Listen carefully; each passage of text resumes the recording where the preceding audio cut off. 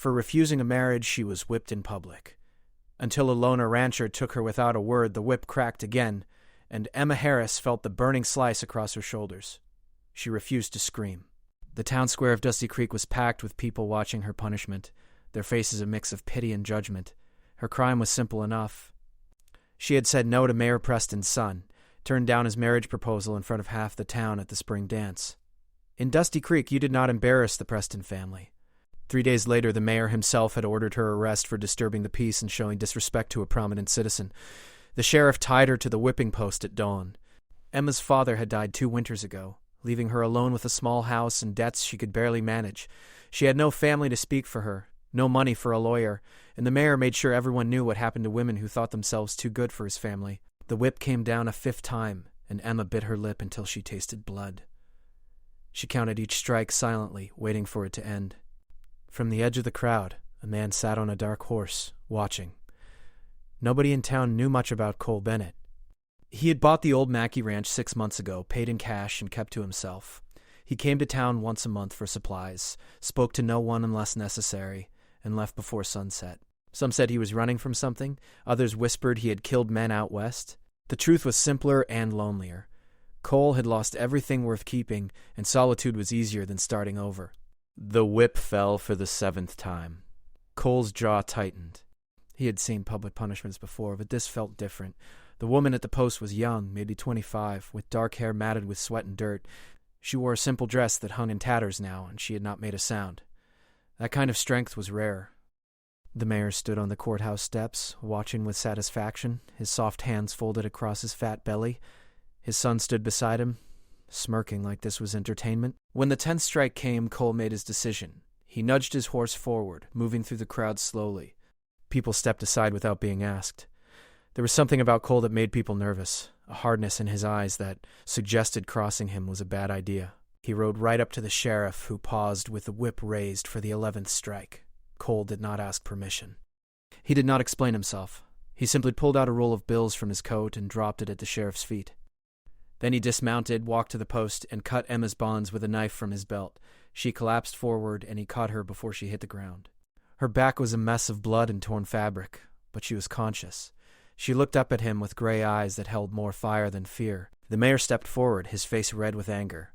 Cole lifted Emma onto his horse, then mounted behind her. He turned the horse toward the edge of town, and the crowd parted like water. The mayor was shouting something about law and order, but Cole did not look back. He had paid more than enough to cover whatever fine they wanted to invent. Emma sagged against him, finally allowing herself to feel the pain now that someone else was carrying the weight. They rode for 2 hours before Cole stopped at a creek to let the horse drink. He helped Emma down carefully and examined her back. The wounds needed cleaning and bandaging, but nothing looked deep enough to cause permanent damage. She would heal, given time and care.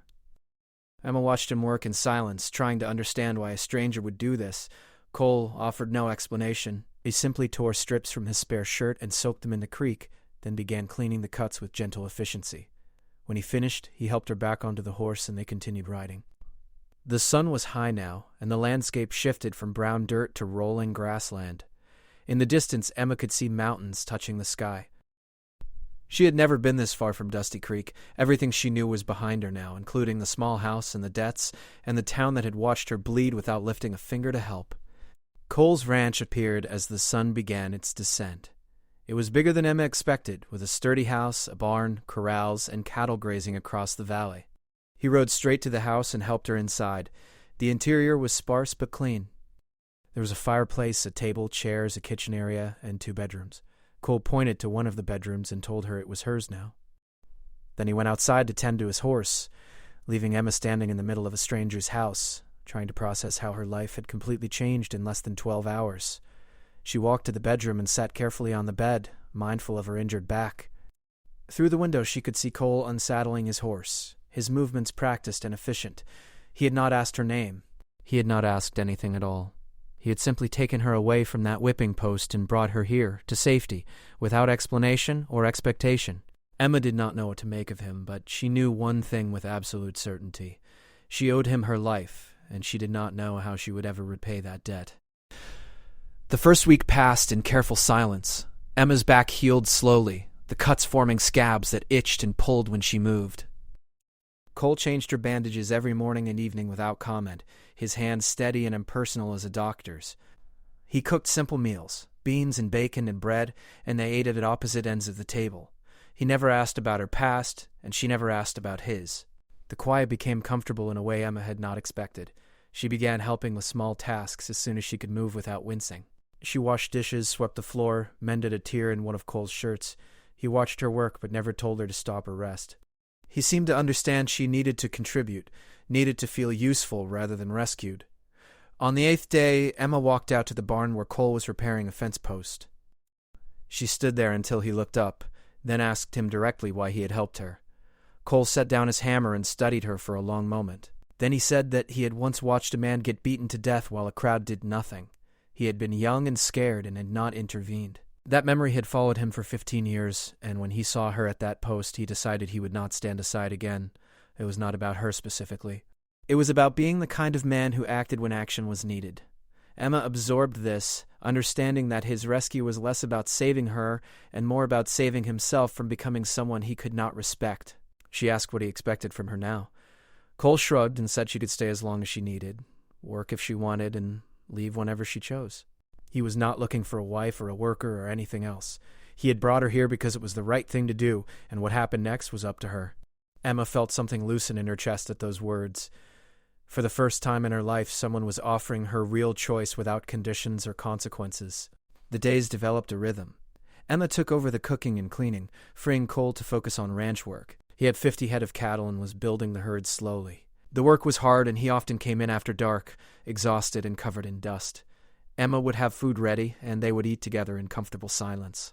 Sometimes Cole would tell her about a problem he was working through, a sick calf or a broken irrigation channel, and Emma would listen and occasionally offer a thought.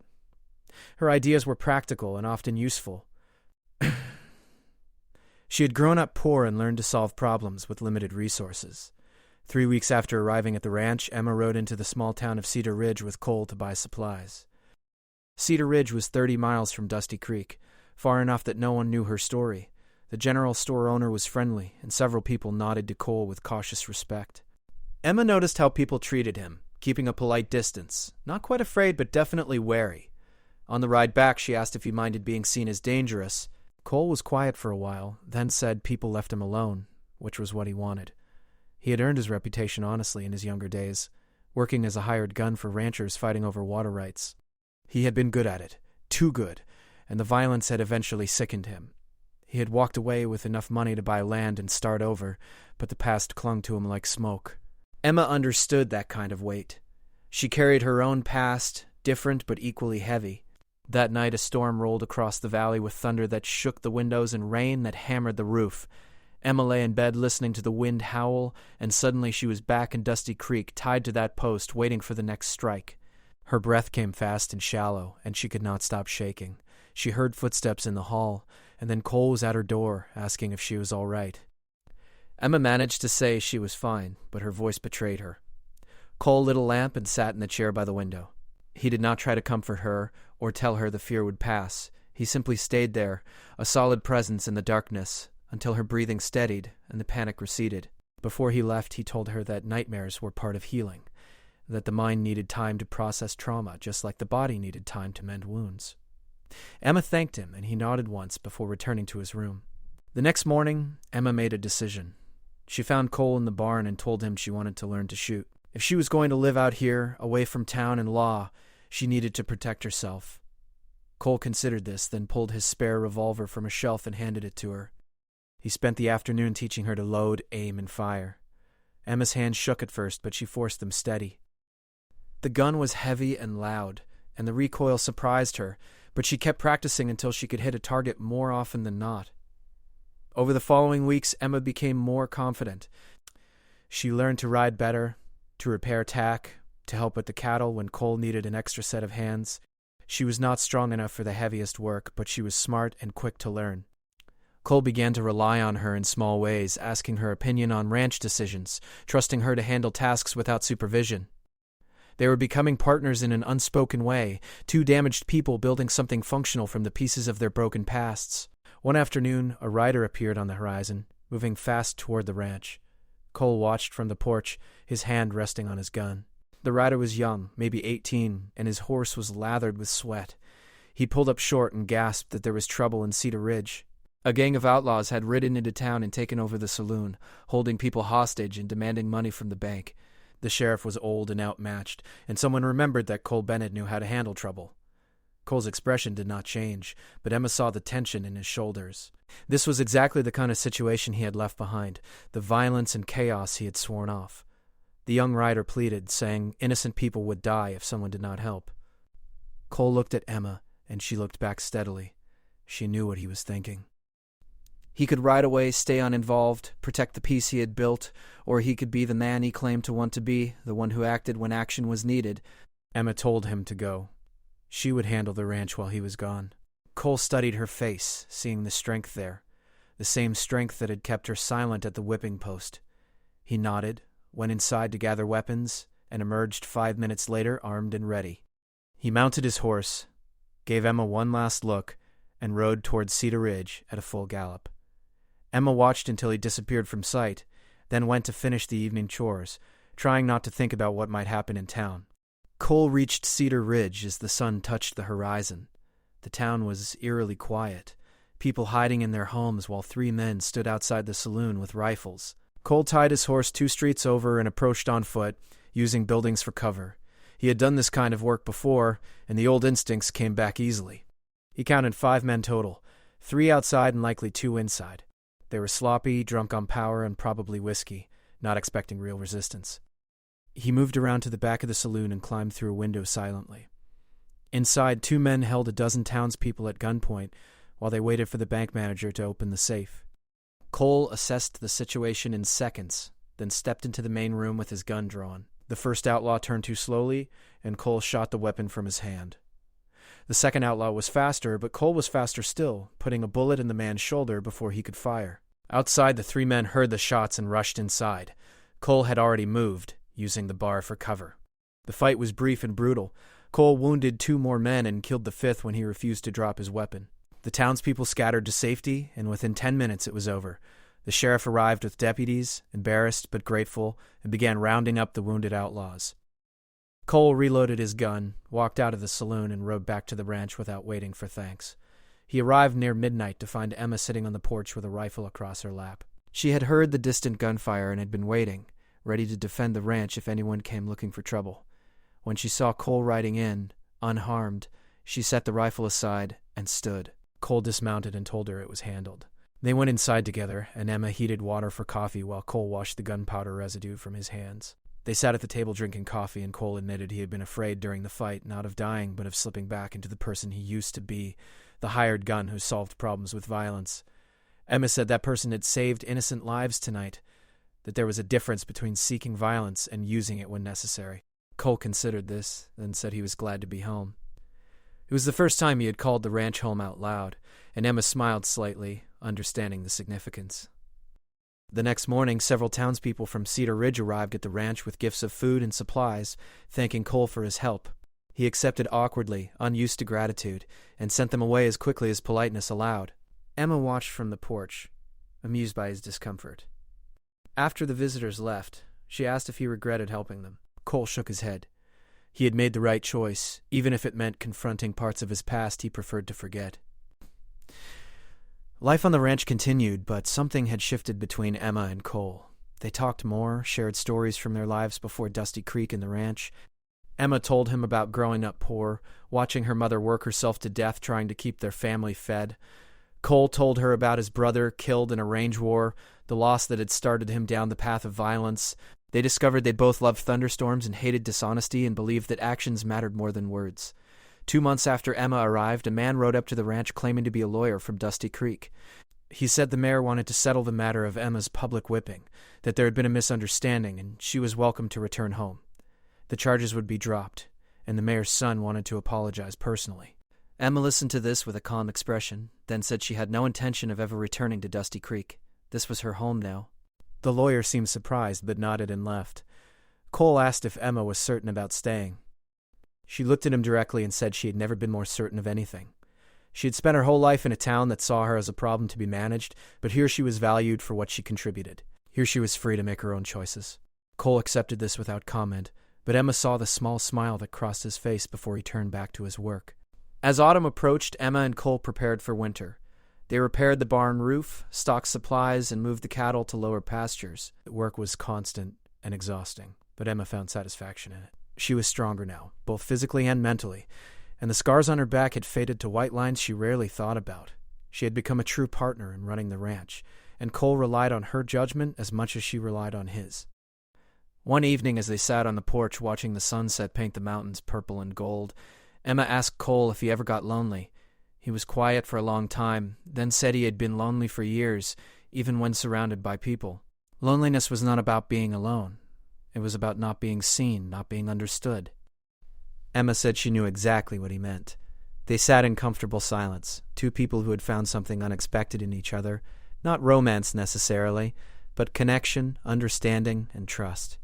Winter arrived with heavy snow that blanketed the valley and isolated the ranch for weeks at a time. Emma and Cole settled into a routine of inside work, repairing equipment, planning for spring, reading by lamplight in the evenings. They played cards, argued amiably about everything from politics to the best way to make biscuits, and discovered they were well matched as companions. The house felt warmer with both of them in it, the silence less oppressive. On Christmas Eve, Emma cooked a special dinner using supplies they had saved. Cole surprised her with a gift, a beautiful leather-bound journal he had ordered from a catalog months ago. He said she should write down her story, not for anyone else, but for herself, to own her experiences and shape them into something meaningful. Emma was touched by the thoughtfulness and gave him a scarf she had knitted secretly during long afternoons. It was a small thing, but Cole wore it every day after, and Emma felt a quiet pride each time she saw it. The new year brought challenges.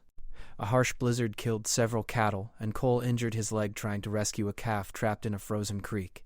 Emma took charge, organizing the work, making decisions, keeping the ranch running while Cole recovered. She discovered she was capable of more than she had known, and when Cole was back on his feet, he told her plainly that she had saved the ranch. They were equal partners now in every sense. As spring thawed the land, word came that Mayor Preston had died of a heart attack. His son had left Dusty Creek, driven out by debts and scandal. The town that had condemned Emma was changing, but she felt no satisfaction in their downfall. That chapter of her life was closed, and she had no desire to revisit it. Her focus was here, on the ranch, on the life she and Cole were building together.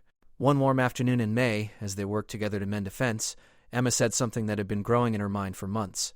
She told Cole she loved the ranch, the work, the life they had created. But more than that, she valued him, the partnership they had formed, the trust and respect between them. Cole set down his tools and looked at her fully.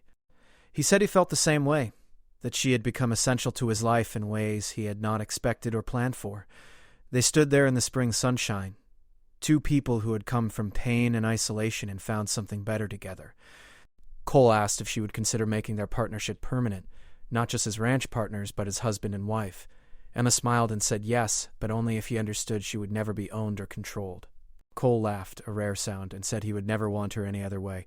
They sealed the agreement with a handshake, both of them grinning at the unconventional proposal. They married a week later in Cedar Ridge, with the sheriff as witness and the general store owner's wife providing flowers. It was simple and honest, exactly what they both wanted.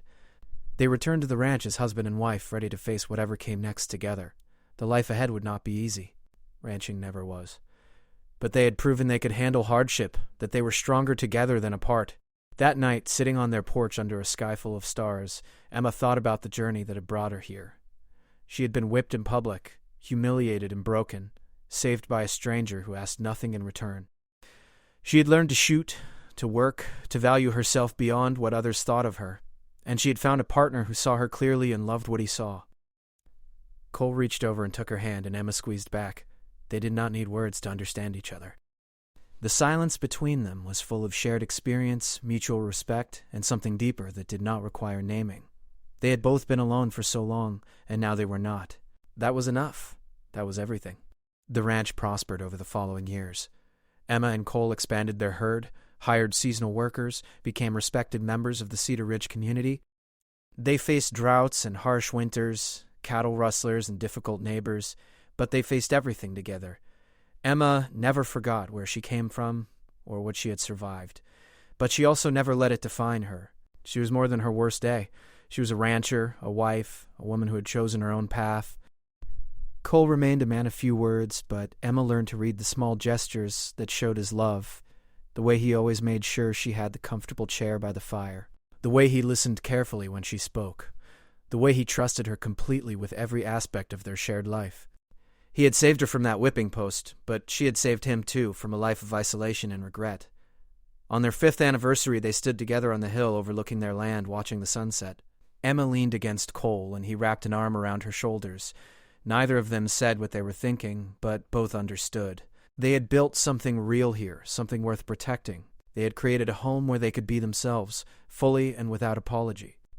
Emma remembered the girl tied to that post, refusing to scream, holding on to her dignity even as the whip fell.